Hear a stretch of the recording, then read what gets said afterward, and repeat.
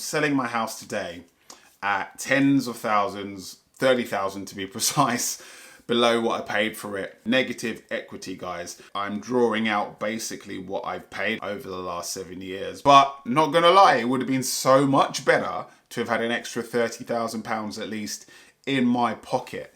If I'd have at least sold it for what I paid for it. And then imagine if it had gone up in value, I'd have 40, 50,000 pounds extra. I'm getting depressed just thinking of that, right? Guys, it's the end of an era. I have finally paid off my Help to Buy loan. Jesus Christ. 7 years. 7 years. 7 years of being a homeowner, using this product, and finally I am free and paying it off. But guys, it's a momentous occasion, and I want to give, at the end of 7 years now, I'm coming out of it, I'm on the other side of it, I want to give you an assessment of the Help to Buy scheme, because Help to Buy to millennials like me who are trying to get on the housing ladder for the first time, it was like what P. Diddy must have been to young artists trying to get on in the 90s, right? I'm talking about for your birthday.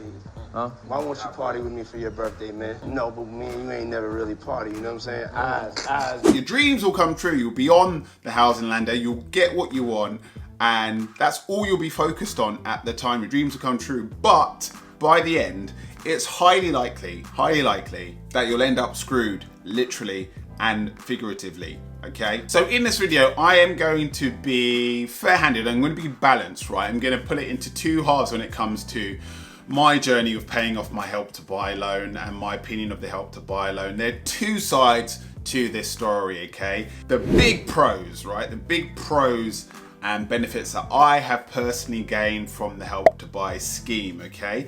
And then two, on the other side of the coin, what can only be described as big cons as well, some penalties and pitfalls of using the Help to Buy scheme and being at the stage now 7 years later of paying it off. So I'm going to be balanced, watch to the end, because you're going to get all the good and all the bad. So let's start with the pros of the Help to Buy scheme that I've had over the last 7 years and that I can now look back on now that I'm paying off my Help to Buy loan, okay? Because your boy, he didn't have it like that when it came to having the money to get on to the property ladder, okay? My mom, my dad, my grandma didn't come to me with a bag of tens of thousands of pounds and said, hey, look, you're looking to get onto the property ladder, we got you, okay? Here's a nice 20, 30,000 pounds to just do what you need to do with and get onto that ladder. I didn't have it like that. I didn't have a rich uncle. I didn't have a trust fund, nothing. I did this purchase of the property that I'm sitting in right now completely by myself, every single penny. And this links nicely in to the pros of the Help to Buy scheme, because by the grace of God, at the time when I was buying 7 years ago, the government was running a scheme to help young people like me, well, people like me, they don't have to be young, to get onto the housing ladder, which was the Help to Buy scheme. And this scheme has helped a whole generation of buyers have the leg up, okay, the stepping stone to only have to fork out 5% of a deposit as opposed to 10, 15%. It really has been a godsend in terms of getting a generation of people like me onto the housing ladder, okay? And I've said it once, but I'll say it again, you know, certain people around us, you know, they get to 18, 19, 20 or even younger, and, you know, their parents or grandparents, you know, they hand deliver them an inheritance, a cash windfall, so that they're ready to go buy their first property without having to worry about it at all. And there's a wider point, related point, but it's another point for another video, but that's how the cycle of wealth, okay, gets passed down through generations. I've said it a million times of this channel, the second biggest source of wealth in the UK is property. So if you're in a position where you can pretty much get onto the property ladder without any issues, without any barriers, without even having to save seriously for it, that wealth is going to perpetuate down and through the generations. And you know, you live in your house your whole life, then you hand it over to your children, or you take out equity to give to your children so that they can buy their own houses. And that's how wealth for normal people gets accumulated, not just in the UK, but globally, okay? And this cycle and this method of wealth generation and wealth building has gone on for centuries, right? Land, assets, property. That's how it works. So for me, that was the biggest pro, the biggest bonus in all of this. You know, the Help to Buy scheme really has leveled the playing field for a lot of people to a degree, right? In that we have a chance. We have at least a chance to get onto the property ladder, own our own homes and build wealth, pass it down, draw out equity, etc. Hopefully you see how that works. But let me know, now that the Help to Buy scheme has stopped, it has stopped since I originally took out my mortgage using the Help to Buy scheme's help. What are you looking at in terms of you younger people who are looking to buy a property for the first time, get on the property ladder? What schemes are out there? Because I have to admit that I'm not up to date with the current schemes that the government are running, if any. So if you're out there and you're looking to buy your first property and go onto the housing ladder, how are you planning on doing it? Let me know in the comment section below. Are there government schemes out there? Are you looking to save? Is saving just like not an option because property is so expensive? Is it unrealistic? Let me know what you're facing in the comment section below. But that now nicely brings me on to the cons. Hey, my goal is to get as many people investing this year as possible. So I've created some free resources and a link in the description of this video below that you can download completely for free to get you started on your property investing journey. I've put together a property investing calculator specifically for all the viewers of this channel for free. You just enter a few basic numbers and it instantly calculates all of your costs, profits and returns automatically to help you make the decision on whether to potentially invest or not. I've also created a free fundamentals of property fact sheet that gives you all of the basics and key information that you need to know when buying a property. And there's links with discounts on tax advice and tax return services, which are a key part of being a property investor. I hope you enjoy these free resources. Enjoy, and back to the video. The Help to Buy scheme. Now that I'm at the point where I'm paying off my Help to Buy loan and I'm looking back on it, what have been the cons over the last 7 years? Well, when I look at comparables, so let me just define comparables. A comparable basically is that if I'm buying, or when I was buying, a 1-bed flat in the part of London that I live in now, what is the price of other similar 1-bed flats in and around the area nearby? So, you know, comparing basically the same property, same area, am I paying a comparable price to most of those, or am I paying above it? Well, when I'm looking back at the data, and you know I love data, it's clear, okay? It's clear, crystal clear that what I paid for my property here, the other comparable properties, the other comparable 1-bed flats were 20 to 30k less than what I paid. So I paid a 30k premium. Oh, you motherfuckers. Okay. Okay, for where I live now. And this is the legendary, infamous, fabled Help to Buy premium, guys. If you've never heard about the Help to Buy premium, there's a running joke, okay, that the Help to Buy scheme should actually be called the Help to Build scheme because it's made developers, your Barratt Homes, your Taylor Wimpey's, etc., very, very, very rich in the UK over the past decade or so. It's made them very rich. Why? Because they build tons of new build houses out of cheap materials, so they're cutting costs from the go, okay, compared to historic properties built after the war, okay, in the 1920s, or Edwardian Victorian houses that are still standing today. That tells you just how high quality those houses are. These houses today are falling apart after like 7-8 years, okay, and these developers, they build a lot, high volume, loads of these cheap houses out of cheap materials, and then they have the nerve to charge 20, 30, 40, 50k premiums on these houses. So they've done really well out of the Help to Buy scheme, or the Help to Build scheme, as it really should be called. So me, I've overpaid 7 years ago for the property that I live in by about 30k.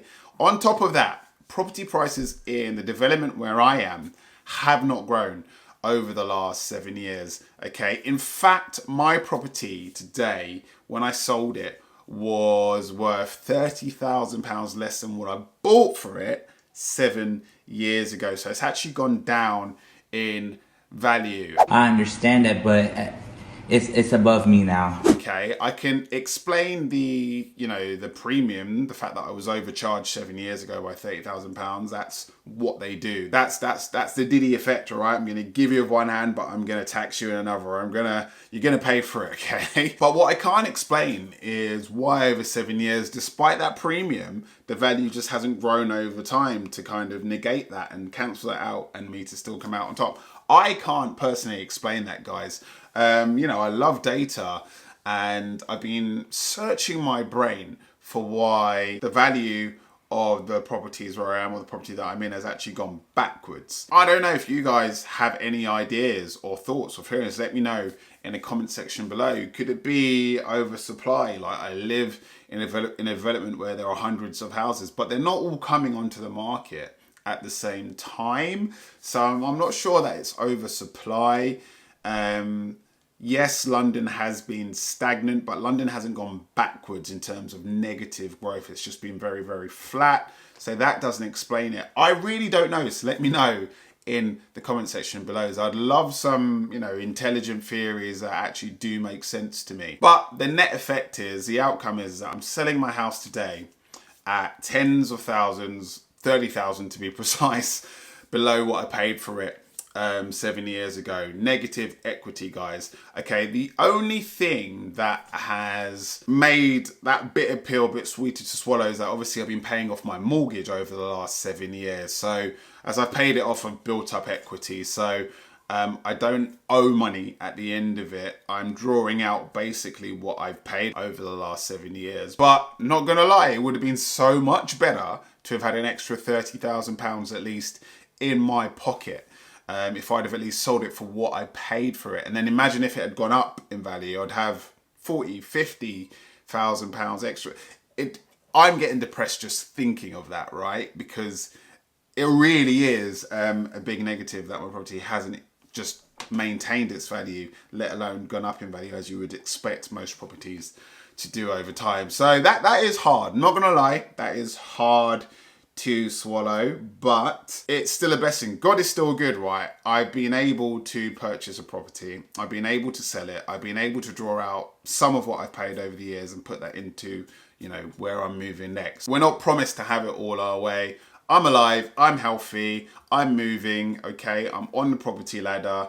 I've been able to pay off a mortgage over the last 7 years instead of putting money into a landlord's pocket. I know I'm a landlord, so it's ironic me saying that, but I'd rather be a landlord than a renter. Of course I would, because as a owner, I'm building up equity for my future, and I think that's what everybody should aspire to.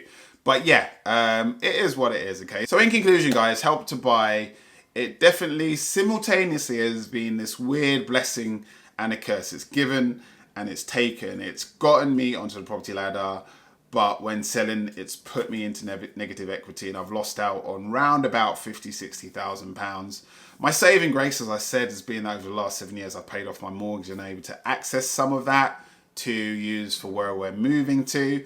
But my advice to you guys, out of all of this, you know, if you can have a takeaway from this video, is that if you're planning on using a government scheme, a current one, if there are any, or ones that might come onto the scene over the coming years, you know, especially with this new government in place and housing being a huge, huge, huge political point in this country, give some thought to your exit plan, okay? And what do I mean by that? You know, we can't predict the future, but study the growth, the historic growth in your area. So say, wherever you're moving to, see how property prices have grown over the last 10, 15 years. Look at comparables and figure out, am I being massively, grossly overcharged by 10, 20, 30, 40,000 pounds for this place that I want? And then be like, if you are, how much do you really want that property? I really wanted this property because I wanted to stay in London, in the area that I'm in. It was one of the few properties left. It's one of the few new build Help to Buy properties in the area that I wanted to be. I'm, you know, 20 minutes from my mum, you know, within half an hour of all of my friends.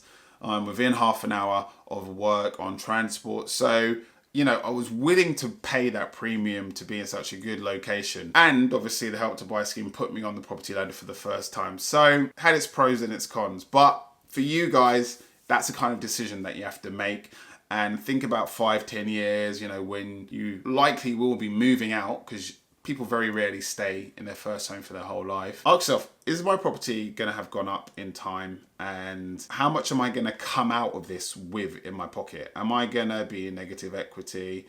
Am I going to have enough to put into my next property? Am I going to owe money? Because, you know, you could be in that position too. So guys, I hope this was a helpful video as it relates to me paying off my Help to Buy scheme loan and looking back on how it's been and giving my conclusion about it. Guys, let me know what you think in the comment section below. Thanks as always for supporting this channel. I really appreciate you guys. Like and subscribe, share this video with somebody else who you think might benefit from it, because that's how this channel grows. And I'll see you guys on the next one.